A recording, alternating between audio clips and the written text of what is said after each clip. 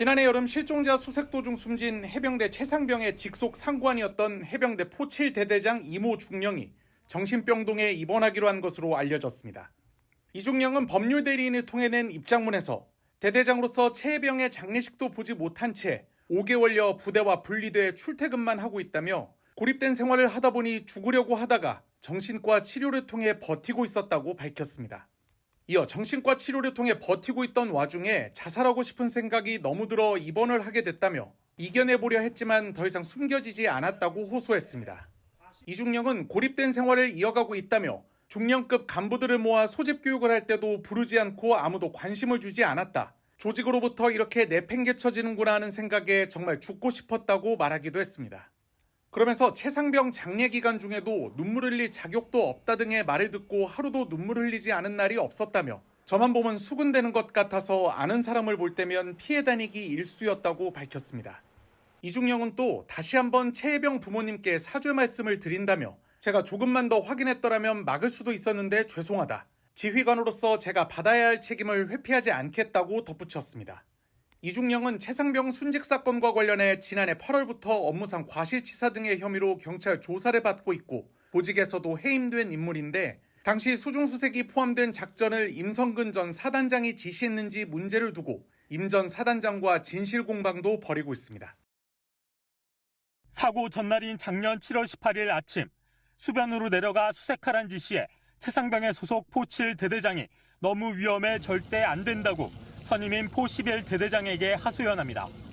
야, 이거 수면을 어떻게 내려가냐? 못합니다, 선배님. 이거 하면 안 됩니다. 위험합니다. 참, 그 장화 신고 들어가면 지금 못하고 물이 더 빠져야지. 포7 대대장은 폭우로 수색 작업이 불가능하다며 계속해서 호소합니다. 야, 지금 너무 많이 와. 그런데도 그대로 수색하란 지시가 내려왔습니다. 사단장님 아직도 계십니다. 방금 여단에 전화 오셨는데 사단장님께서 옆에 계신데 하려면 정상적으로 하라고 16시까지인가라고 하라고 하셨답니다. 사단장의 지시라 어쩔 수 없다는 것. 7여단장도 사단장 지시 때문에 철수할 수 없다고 난감함을 드러냅니다. 정식으로 철수시키는 네. 좀 상황이 애매해. 내가 사단장님께 몇 번을 건의드렸는데 첫날부터 알잖아. 사고 당일인 다음날 7월 19일 아침 7여단장은 임성근 사단장이 전날에 이어 다시 현장을 찾는다며 어느 부대를 보여줘야 할지 묻습니다. 사단장님 내일 한개 중대 보신다고 하셨는데 네. 몇 정도로 만나면 되냐? 그 물속에 좀 들어있는 거 보려면 간방교 일대로 가면 될 것 같습니다. 물속에서 수색 중인 장면을 사단장에게 반드시 보여줘야 한다는 말로 들립니다. 실제로 바로 전날 작전 지도에서 임 사단장은 빨리 현장에 들어가지 않는다고 질책했습니다. 대대장들이 네 말 안 듣냐? 막 이런 식으로도 칠레단한테 얘기를 막 했었대. 그리고 약 1시간 후 최상병은 물살에 휩쓸려 떠내려갔습니다. 보여? 얼굴 보여? 얼굴이 안 보입니다. 알았어. 임성근 사단장도 최상병이 물에 빠졌다는 보고를 받았습니다. 그 친구가 수영할 줄 아냐? 예, 수영 잘 한다고 합니다. 어? 덩치도 좋고 수영도 잘 한다고 합니다. 알았다. 예. 최상병이 실종되고 3시간 뒤 임 사단장은 이런 걱정을 합니다.